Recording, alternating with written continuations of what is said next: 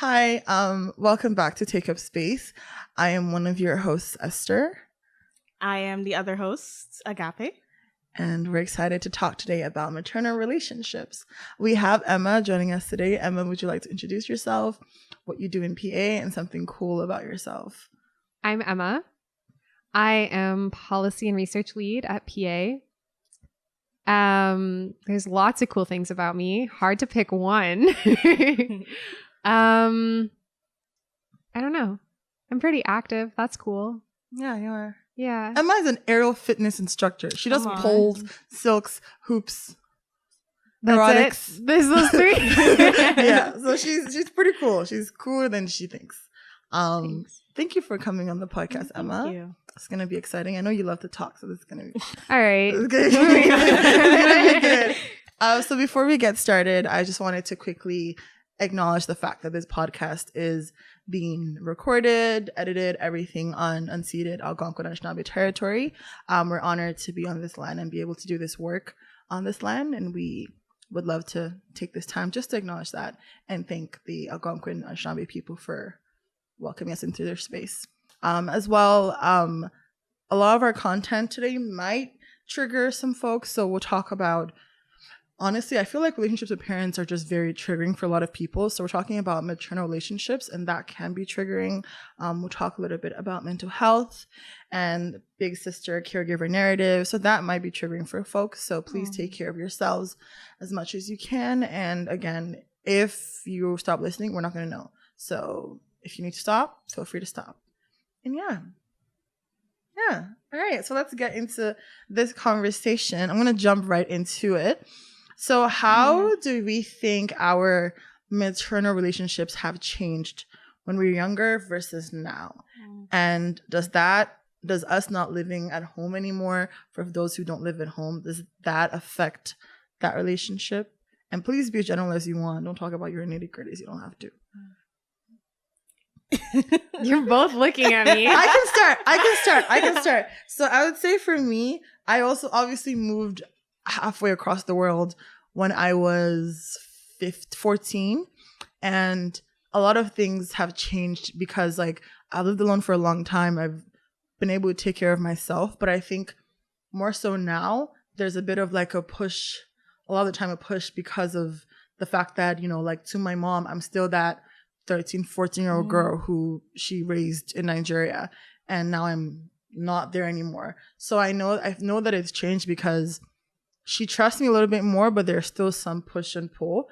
And I think living on my own now, especially now that I'm like paying my own bills, it is very different because she is a bit more trusting of me. And back then I was like a mess of a kid. Like I was wasting money and I was never in Ottawa. I was always in Toronto, like just not caring about my life. So there was a lot of lack of trust. And that caused for a lot of conflict. But I think now because of maturity and my independence and her like trusting Esther has taken care of herself and she will continue to do so, there's a bit more trust in our relationship. Yeah. That's really good. Me personally, I'm still pretty young, so I don't have like that much to say. But I will say that when I was like much younger, maybe even like 7th, 8th grade, even younger than that, everything that my mom would say is right? Like everything she says is correct. I should do by her saying. She can do no wrong, basically.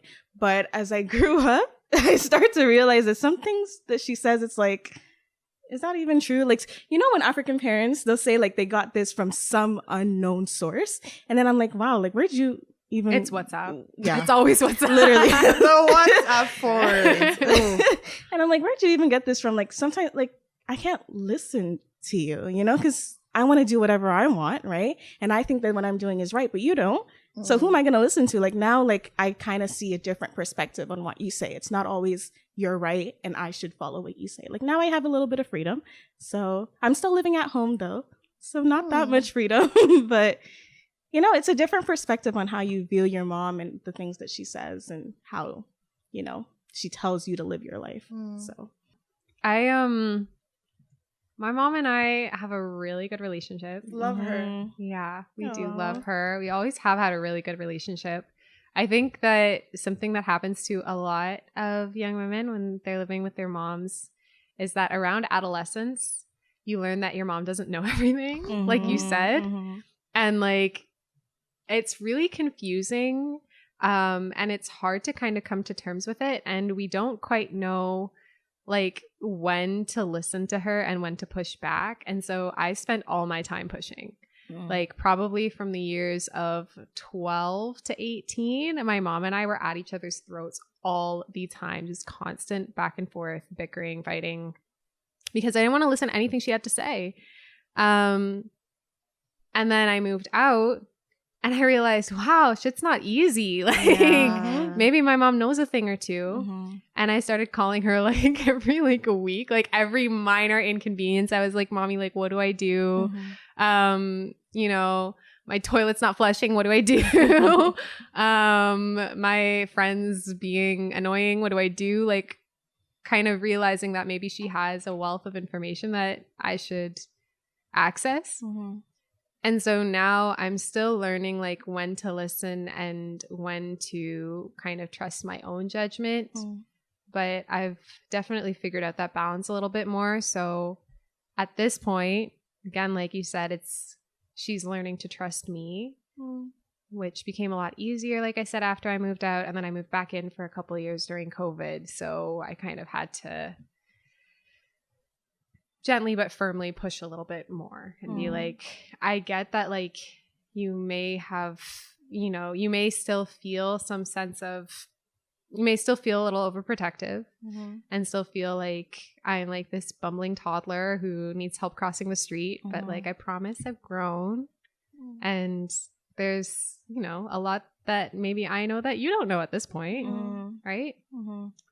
And how was that conversation? Sorry, like just how is that conversation perceived? Like when you tell that to your mom, like, does she take it well? Is there like some pushback, or is it like, well, right now, I mean, like at this age, is it more like, you know what, I get you, or is it what is her reaction, I guess, to those conversations? My mom trusts me a lot more now. I think I don't know if we ever actually, I mean, I'm sure we did, but I don't really remember actually sitting down and having a conversation with my mom and being like, you are like in my space a little bit too much. I need space. Now it's just kind of like ad hoc, like, you know, I know that you want to come and see me this weekend, but like I have things that I've got to do. I can't host you all the time. Or, you know, occasionally being like, I get that like maybe this isn't a choice that you would make in your relationship, but this is what's right for me and my partner. So things like that, just like as they come up.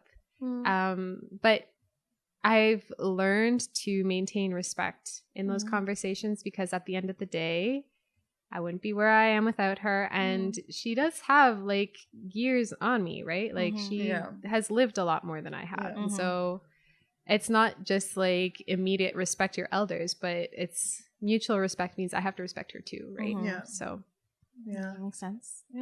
Honestly, I think that is like, no, I'm not going to go into deep, but I really like that. I feel like when I think about the relationship that I want with like my daughter in the future, that's kind of what I think about. It's just that way where we can like have that communication and it's open and there's that trust there. Because it's really important when we're flourishing relationship with our parents and as parents with kids. Like none of us have kids, so we don't know what it's like to like be a mom.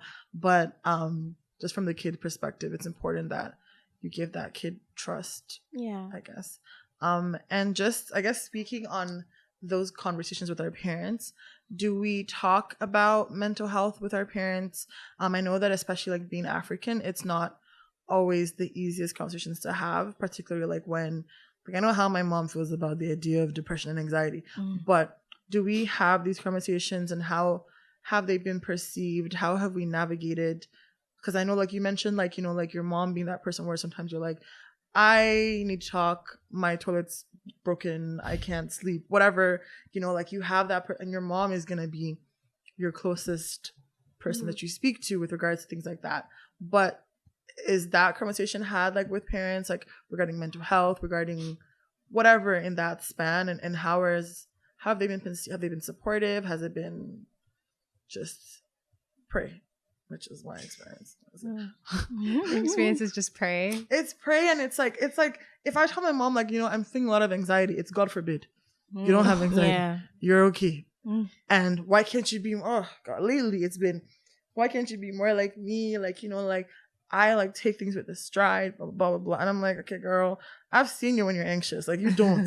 You really don't. But I think it's also that thing where parents just they don't want you to be like them. They want you to be better than them. So whenever I say like, oh, I'm anxious or I'm having a panic attack, she's like, no, you can't. It's not allowed. It's not allowed. It's not allowed. Because she knows that that's how she is. And she doesn't want me to be like that because she knows how it makes her feel. And I guess she doesn't want me to feel those like icky, uncomfortable feelings.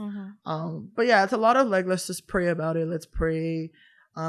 She doesn't even like that I go to therapy right now. She wants me to just pray and like talk to God, not talk to another person about my issues. Yeah, that's my experience. Would anyone else want to share their experience? You first, all right. Okay, I can go first. Okay. In terms of talking to my mom about my mental health, I don't think it's so much about her being my mom, but it's more about me being unable to discuss those things with anybody. And like, I'm still learning to like, I mean, you know, I'm still learning to tell people like when I need a hand or when I'm not feeling myself, when I'm feeling particularly unmotivated or anxious.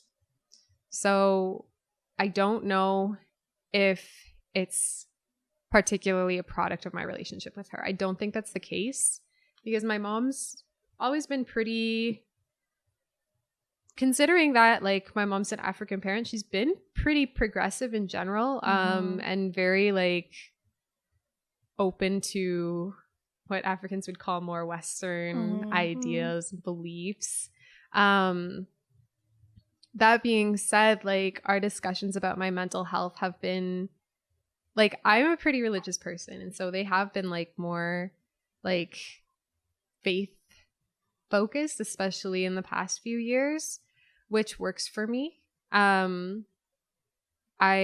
personally don't know if therapy is right for me based on like, I think that it's right for a lot of people, but based on my family history, I think that it could be damaging to me psychologically. And so like, I tend to, look to other places for help, which has worked for me so far. People in my life haven't complained about my behavior, which is good. Not too much. But yeah, so the other thing is that my mom and I, her faith, which is like now also my faith, has connected us a lot. So I guess I have a different experience in that, like looking to God for help has been a good thing for me. And that's been good that she encourages me to do that because it's worked. It's really good. Yeah. Yeah. Personally, I think I kind of grew up like not really showing my emotions. So I never really had those conversations with my mom. But ever since like I became a teenager and I'm in my 20s now, I'm going through like a period of time where I'm really starting to feel very, very insecure about my body and just me in general, really. So that was the first time I've ever really sat down with my mom and been like, wow. Because I've always been a very confident girl. I still am very confident. It's just like during COVID, I gained a lot of weight. So it's just had a toll on me. So having that conversation with my mom, she was not how I expected she would be. She was very warm, very welcoming, and she understood because, like, you know, she's been living with me. She saw me progressively gain that weight, and she'd been trying to warn me, but you know, in ways like that. But we had this talk, and she was very warm, very welcoming, and she even told me like, because I wouldn't go to like, you know, typical African parties like birthdays and like weddings, because I was like, wow, they saw me when I was younger, and it's like, you know. And it even happened, you know, when they come up to you and they're like, oh, you've gained weight and you shouldn't be like this. It's always you've gotten big. Exactly. It's like, I didn't want that. So I was like, I'm not going. Like, I can't do this, Mom. And then she was like, you don't have to go, you know, like, you don't have to like feel uncomfortable. I never want to force you to go anywhere. However, if someone does try to like talk to you, I'm going to shut them down. And that was the first time I was like, wow, Mom, thank you. That's amazing. So it's just like, I feel like she's also, like you said, like your mom, she has like those not really Western ideologies, but like she's getting more into like the soft parenting instead of like the African hardcore tiger parenting. She's been really soft on me, and I really appreciate that for her. And also not on me, but also my siblings. And she's, single mother for a long time. So having 3 children, growing up with them, I'm the youngest. So obviously like now she should be living her life, being the amazing person, but I'm still dragging on to her, unfortunately, by like 12 years. My elder sister is 12 years older than me. So that's crazy, I know. But yeah, so I've been kind of dragging her down, I would say. So I do feel bad. Like I don't want to ever talk to her and like stress her out even more. But when I do, like she's very warming. She's very welcoming, and I don't know. I feel good. She's my rock. She's the person that I go to when I feel down. And there's no one else really that I would like to talk to, because I don't like telling my friends about my insecurities. Then they can use it against you. And it's like family's always going to be there. And also, to move on to the big sister narrative, my sister has also like been a really big rock on me, especially with boys, because she's gone through it. She's like, she's been that mother figure when my mother couldn't be there for whatever reason. She's always helped me out. So both them amazing. My brother, he's just very protective, so I don't tell him anything. So my sister and my mom, amazing mother figures in my life. So yeah. Before we talk about the big sister narrative, I feel like I'm acting like a counselor. I want to acknowledge, affirm that I don't know your mom, but you're not dragging your mom down. Our parents, just from my experience, our parents looking at us, raising us, it's something that is really important to them, and being able to be in your life and even live with you is probably important to her, because I'm sure she knows, especially from having kids who may not live at home anymore, she's not going to be able to do that forever. So as much as like you might feel like, like she needs to go like enjoy her life and I'm like dragging her down, you're not.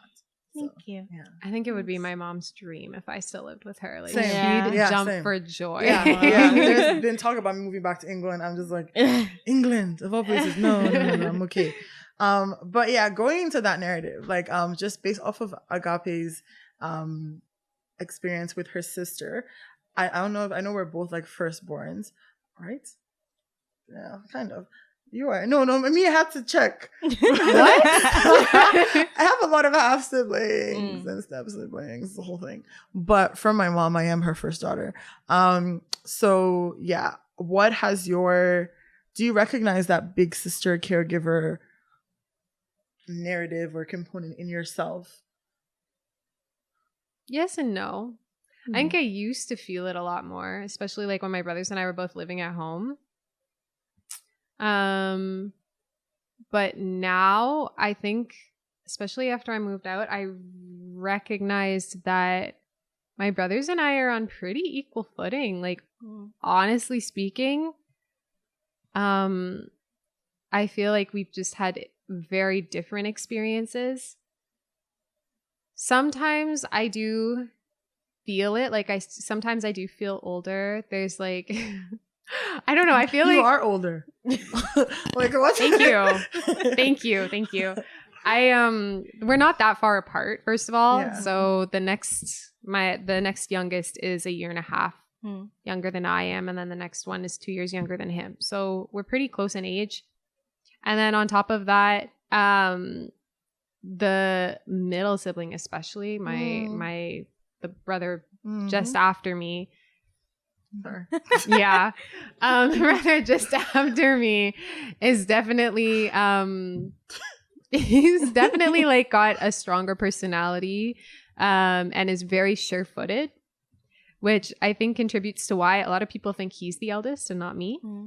I can see that. Yeah. People always think he's the eldest. Yeah. You act like the youngest. I do not. How dare you? Sorry, no offense. None taken.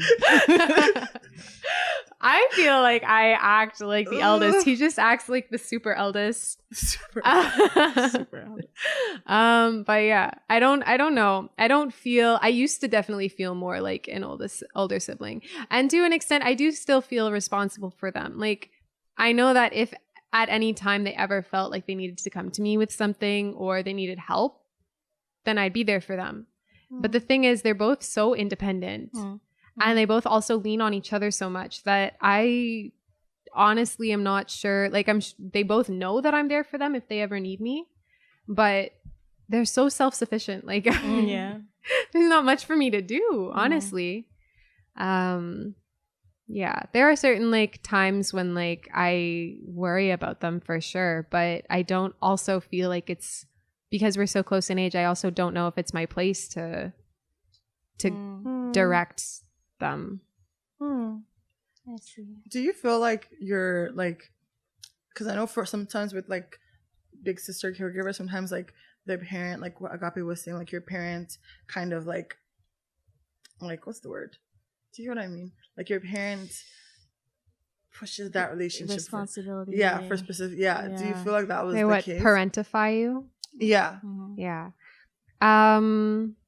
Not really.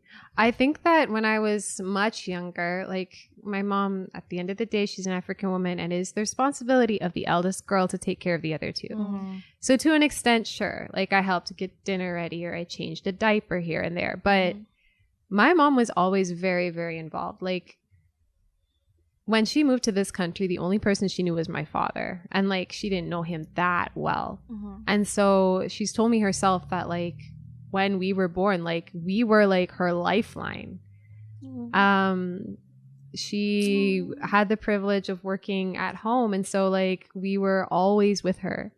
You know what I mean? Like when she's working, we're always there. She would come to like our schools and like help out, like volunteer in our schools. She'd like go on field trips with us and stuff like that. So I was very fortunate in that I wasn't parentified at a young age. Oh, yeah, so cute. Emma's life is just like my life is pretty charmed. Like I don't know why y'all have me on here. I don't have any problems to talk about. I have no comment for you. I feel like my life was a little bit of the opposite. I think also like having like being raised by a single mother like contributes to that a little bit. Not because my mom wasn't around. It's just like it was just her. So it was a lot of times where it was just me and my sisters alone at home, and like I had to make sure things were done and I had to take care of them and do all these things, and it felt very freeing. It's just so like shitty to say, to like move to Canada and finally like be able to just think about myself and like not have to worry about anybody else. And like if they're fighting my mom, my sister, I'll be like, you know, figure it out. What am I gonna do from Canada? You guys are in Nigeria, figure it out. So but before then, like especially like being so young and having to like the biggest part of that was having to explain and try to fit as like my sisters, like because when we left my dad we were very, very young. Like I was 7 or 8 years old, my sister was like 3 and one was like a baby. So having to explain that to them as well as like even made me feel like I had to now be that parent, because you know, like, oh, we don't have a dad anymore, so let me like try to be that for them. So then I started being like the person who like taught them how to ride bikes and took them to this and took them to that. And I was so young doing all of that, and it was a lot. So when I saw it Canada, I was like, yeah, I'm going. But even then, when my sisters moved here, I feel like me taking care of them did change in a different way, because it wasn't more like, let me like, you know, like bathe you and do all this stuff for you. But it was more things like, which every older sibling goes through, money and care, and like they need somewhere to stay, and I have to like put my life on pause for a couple months to like live with my sister and make sure she's good and all that thing. I felt like for a long time now, like my other sister was in Vancouver, other one lives in England, but for a long time I felt like similar to my mom, but not in the same way, I had to kind of put certain parts of my life on pause to just like be there for them and support them through it. And I can't think of myself. And it wasn't until recently where my friend started telling me that, like, Esther, you didn't give birth to these children. Nobody forced your mom to give birth to them. Like, that was her choice. And as much as like it is shitty sometimes to have to like leave your sisters to do their own thing, live their own life, you're also trying to live your own life too. And you don't want to be the sibling who's stuck taking care of her siblings or being their mom for a long time, where I forget myself because I'm still very young and I have life to live. So I've had to think about it from that perspective, because like they're fine. Like they're like 20 and like, I don't know how old she is. They're young. They're like young. They're in their 20s. So they don't need me to like do the most for them. I just feel like I have to make sure they're good and make sure they're okay and make sure that everything works for them.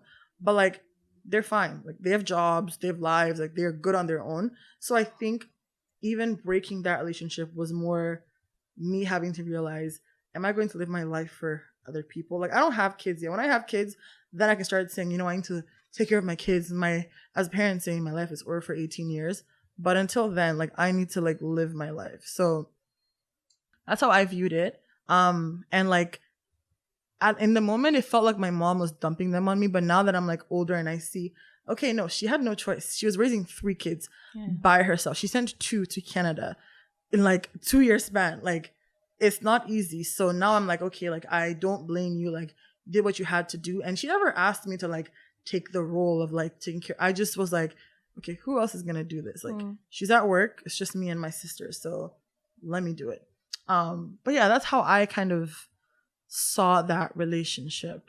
Agape, as a younger sibling, how, knowing fully well that your sister's not your mom, how have you navigated that relationship, like with your sister as like the caregiver, and like are there boundaries that have been set, or is it still like pretty much the same as when you were younger? Okay. Wow. So like my sister was exactly like you, where she, you know, single mom of 3 again. Yeah. Wow. And she took on that parent role, not forcibly, because my mom, she's a very strong woman. She can do anything on her own. But my sister obviously wanted to help out because she wanted to help out. And to the fact where, like, to the point where she would be, you know how you suck out mucus from someone's nose? So she'll be doing that for me. She'll be doing much more for me, actually. I could never. Yeah. She really sacrificed a lot. She sacrificed her well-being for me as the youngest. You know, my brother is the oldest, and then it's her. But, you know, Africans and older men, it's not really their responsibility. They don't really have that even though it shouldn't be like that. It's not really their responsibility. So my sister did take a lot of care of me. And I would say like the way that she did was not like the way like my mom should, but more so the, like, I don't know how to explain it. Like a big sister, but also mom. Like a big sister, but also with the responsibility of my mom. I don't know how to explain it, but like she would check my social media. She would ask me who I'm talking to. She would very, very protective. But like as a big sister, shouldn't be doing that. That's like a mom's role. But my mom, like, she didn't really have social media. She had WhatsApp, but she didn't really have social media. She didn't really know what was going on. So my sister, like more around my age, she would like take on that role of protectiveness. And when I was younger, very annoying, very, very annoying, to the point where we're fighting over my phone because she thought that I was saying something suspicious to someone. I don't know. But we actually had our first physical fight that day. So it was like, it's just like, wow. But now that I'm older, I realize that like I was doing some bad things. And I do appreciate the fact that like she did what my mom probably like didn't know, you know, that was happening in my life. She was able to catch that and help me out with that. So I really do appreciate her bringing herself in for that role.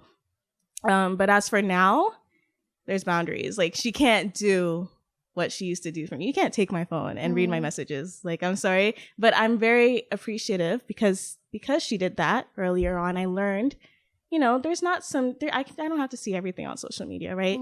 And there's some things that I should filter. There's some things that I should block out from my mind. And I did learn that from her, while I learned other things from my mother as well. So it was like very much tag teaming, sister and mom.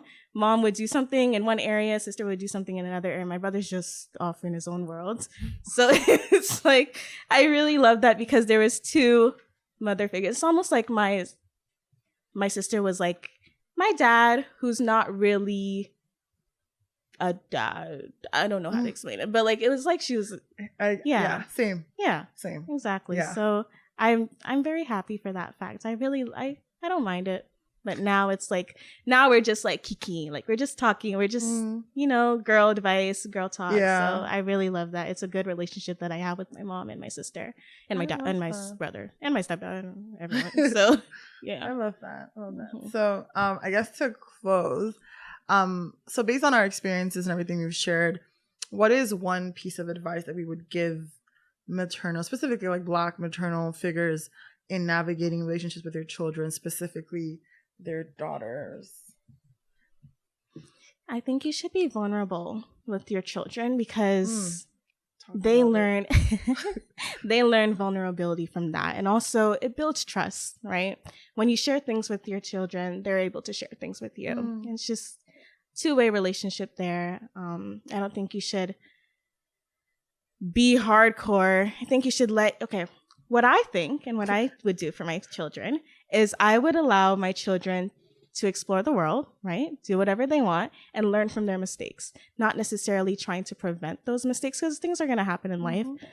So I don't want to be that mother that's like, don't do this, do it, then see what happens after. Obviously with boundaries, So. I love that. I think that, I'm not even, I love that. Yeah.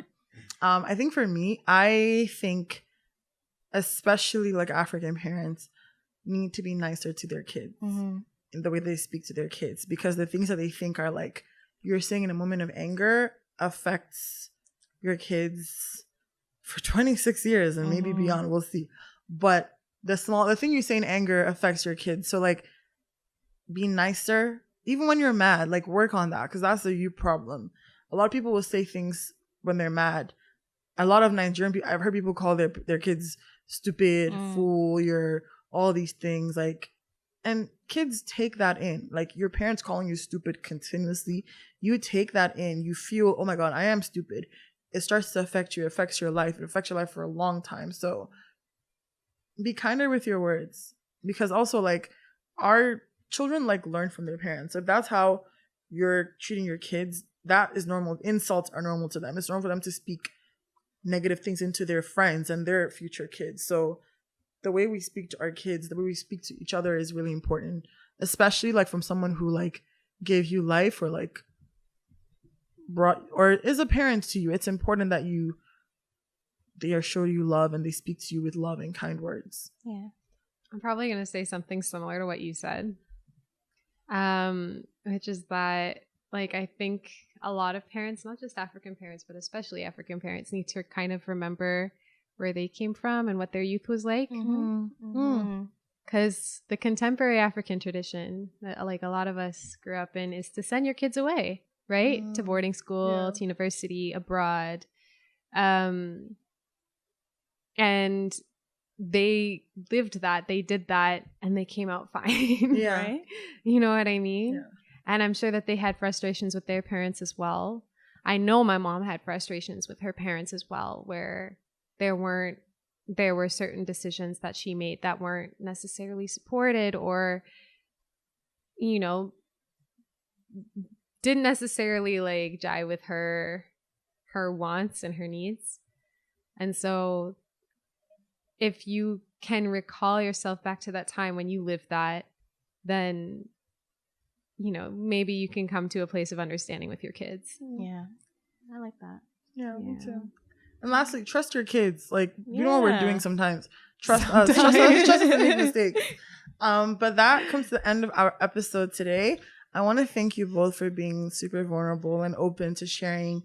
I think a big part of our podcast is being able to give people a space to feel like, like it's not just me and I have other people who have the similar experiences that I've experienced and this is how they navigate it and it can help them. So as always, I appreciate your vulnerability, your openness and the warmth in your openness. And thank you. And that's it. Thank you, Esther. Thanks, Ez. Yeah, come on. Thanks, Agape.